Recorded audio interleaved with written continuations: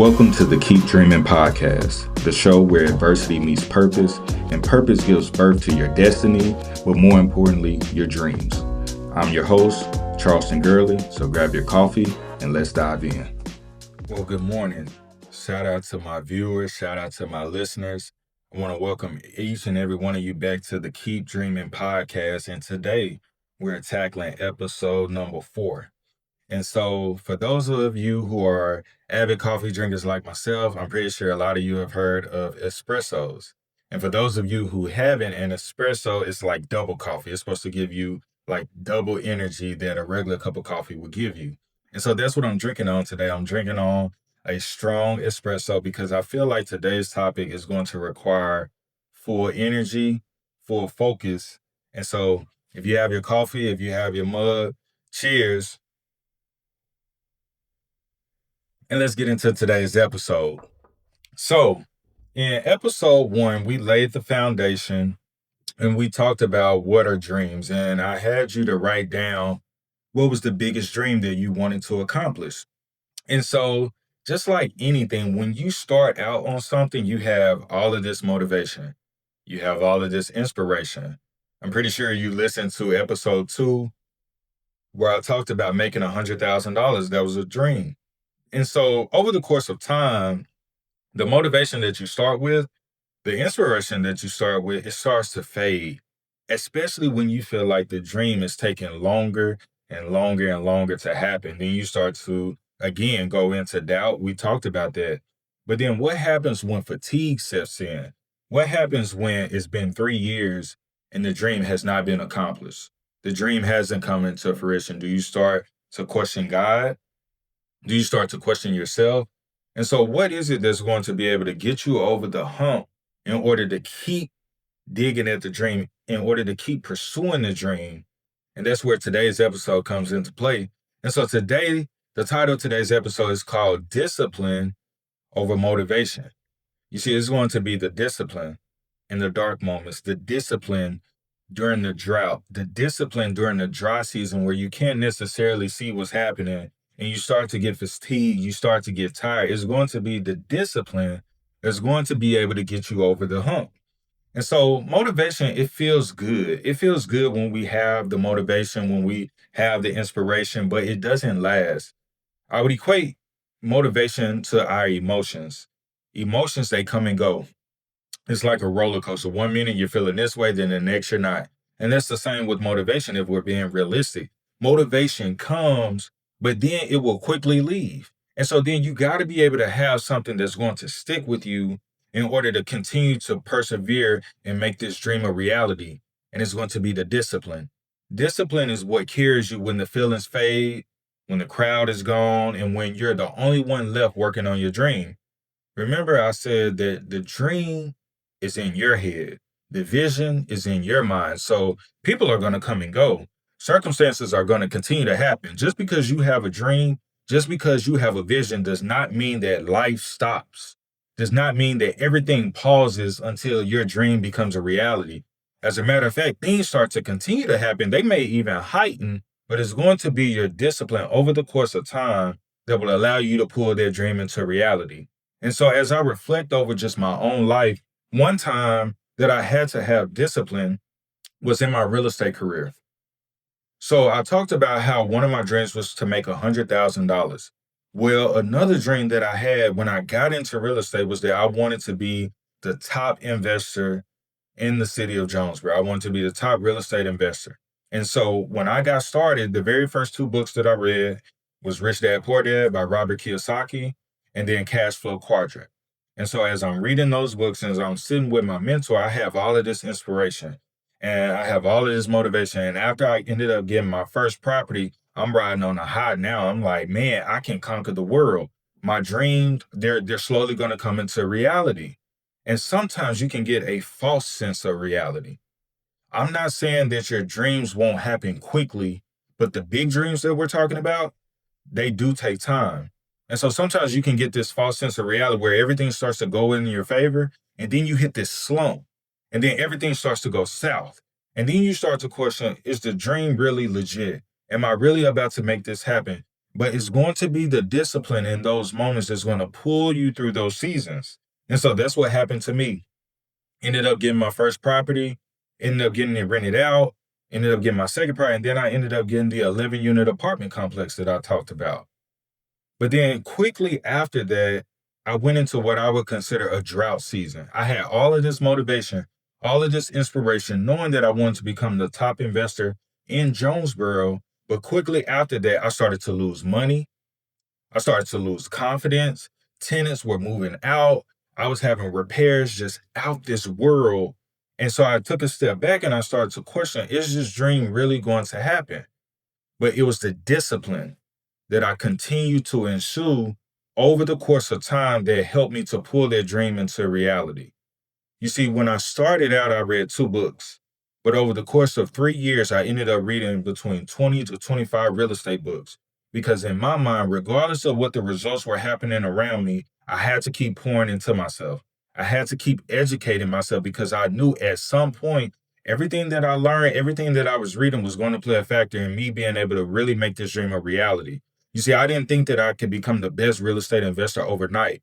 I didn't have any experience. And so when I looked at the setbacks, when I looked at the pitfalls, I looked at those as experiences, but I had to find a way to keep going. And the way that I did that was through discipline. Discipline in being able to continue to educate myself and continue to read.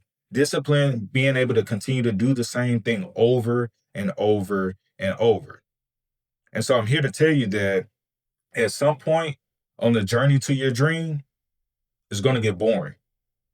It's going to become mundane. It's not going to be sexy. And that's what happened to me. But it was my discipline that allowed me to create a routine that I was able to do over and over and over. And I started to eventually see the results that I was chasing after. So, what was the routine that I created? Well, I knew that Monday through Friday were my work days. And I knew that if I could hone in on being able to pour into myself in a specific way, I would have the mindset to go out and try to be the best real estate investor that I could be, regardless of the results. And so I knew that the morning time was my best time. And so I decided to start getting up at 3:30, 3:45 every single morning. I would get up, pour myself a cup of coffee. At 4 a.m., I would sit down and I would read my Bible. My thought process was that I needed to feed myself spiritually for the day. So from 4 to 4:30, I would read my Bible, pray, meditate. Then I would get ready for the gym. And I would go to the gym and work out from 5 to 6. Because in my mind, after I've fed myself spiritually, I needed to feed myself physically. After that, I would get back to the house, shower, and I would sit down for about 30 minutes, 6:30 to 7, and I would read because now I needed to feed myself mentally. And so that was my routine, Monday through Friday, every single day. Now, I'm not saying that I was perfect, but I was disciplined in being able to do that majority of the time. And I was able to feed myself even in the seasons where it was drought, even when the seasons where I didn't necessarily see anything from a real estate perspective, but I kept feeding myself. I kept becoming disciplined. And then over the course of time, I started to get back those properties. I started to really hone in on my skill set, all the books that I was reading, the discipline and the routine that I was pouring into myself. And so when a deal started to come available, because I had spent time working on myself, educating myself, soon as a property would hit the MLS, I knew the value in that area. I knew the rent in that area. I had studied so much that I was able to put an offer in that day. And more than likely, I was solidifying and getting my offer accepted. And I started to go back and build my portfolio. And so, in a span of 3 years, because of the discipline that I had, because of the routine that I ensued within my life, I built my real estate portfolio from $0 to over $2 million worth in assets. But that didn't come overnight.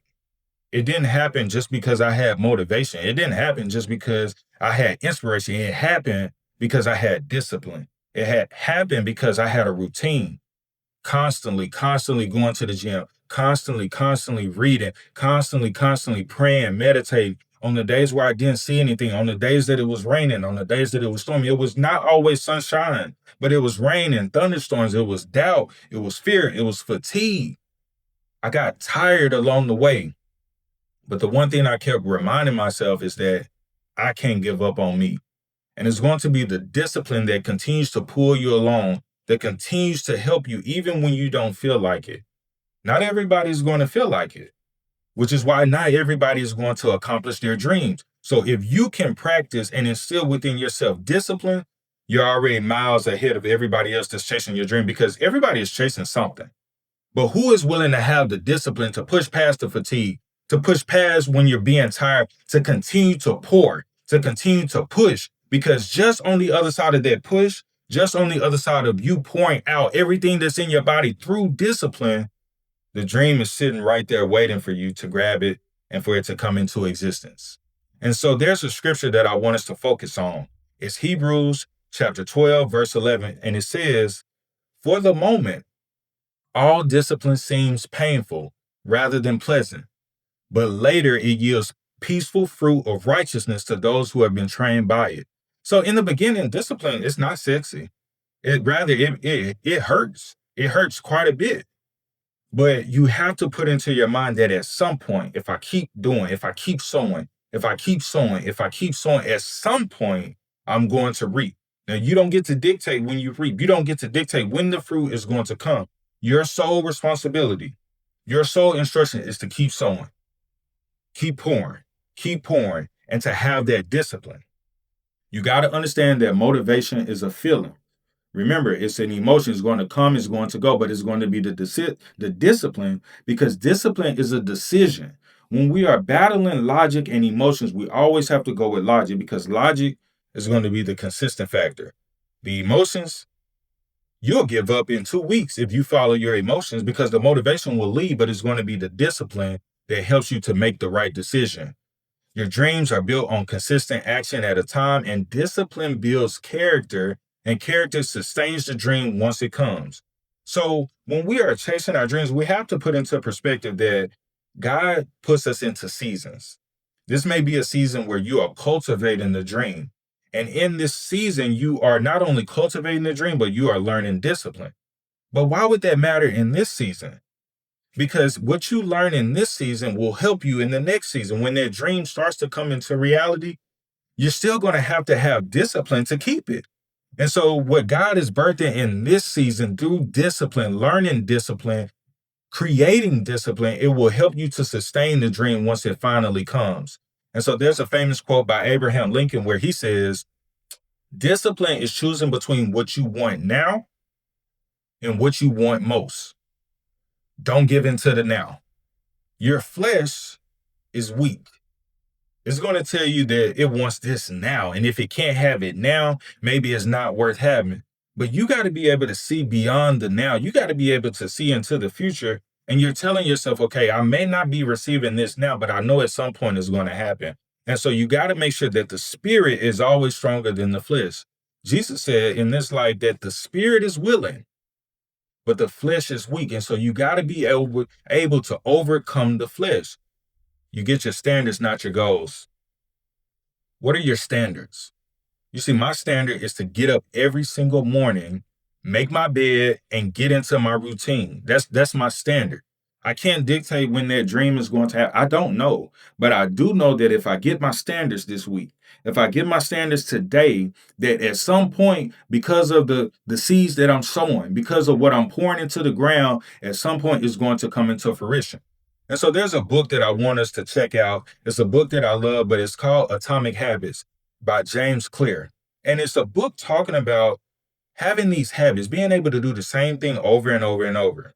Because there's going to be those things that creates the discipline. There's going to be those things that create the routine. And so he has a famous quote where it says, "The only way to become excellent is to be endlessly fascinated by doing the same thing over and over."